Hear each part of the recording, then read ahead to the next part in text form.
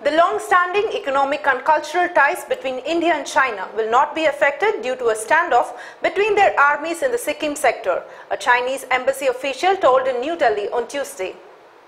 India and China have enjoyed historical and cultural connections over thousands of years, and be it trade or other relationships, we have been establishing ties. This border issue, I reckon, is temporary, and it will not affect our long-standing economic and cultural ties, the official said, on conditions of anonymity as she was not authorized to speak to media. She was speaking on the sidelines of a pre-Expo promotional event in Delhi. The troop impasse is in the Dokala area near Sikkim. Tension on the border built up after a Chinese army construction party attempted to erect a road in the region 3 weeks ago. Incidentally, India-China Economic and Cultural Council (ICEC), a non-profit organization which has been partnering with the local government of Dongguan City in China's Guangdong province since 2014 for annual event 21st Century Maritime Silk Road International Expo, on Tuesday renewed its partnership with the Chinese side to participate in the flagship event. Secretary General of ICEC, Mohammed Saqib, said in his address at the promotional event, "My dear Chinese friends, India is much bigger than what you see on TV screens. Don't believe what the private channels are showing you or the commentators they bring in for their shows. Most of it is rhetoric.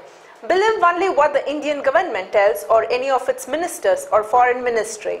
What unfortunate things you have been reading in media or seeing on TV, it is going to pass very soon. India and China have been friends and feel welcome in our country. And I tell the same things to Indian delegates planning to attend this exposition. Do not feel insecure." China and India have been engaged in a standoff in the Dokala area near the Bhutan Tri-Junction for the past 3 weeks after a People's Liberation Army construction party attempted to build a road. Dokala is the Indian name for the region, which Bhutan recognizes as Dokalam, while China claims it as part of its Donglang region. China is also engaged in hotly contested territorial disputes in both the South China Sea and the East China Sea. Beijing has built up artificial islands and militarized many of them. Both the South China Sea and the East China Sea areas are stated to be rich in minerals, oil, and other natural resources. They are also vital to global trade. China claims sovereignty over all of South China Sea. Vietnam, Malaysia, the Philippines,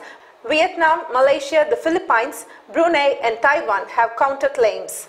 China also lays claim to tiny islands in the East China Sea between Japan and the Korean Peninsula and between Japan and Taiwan.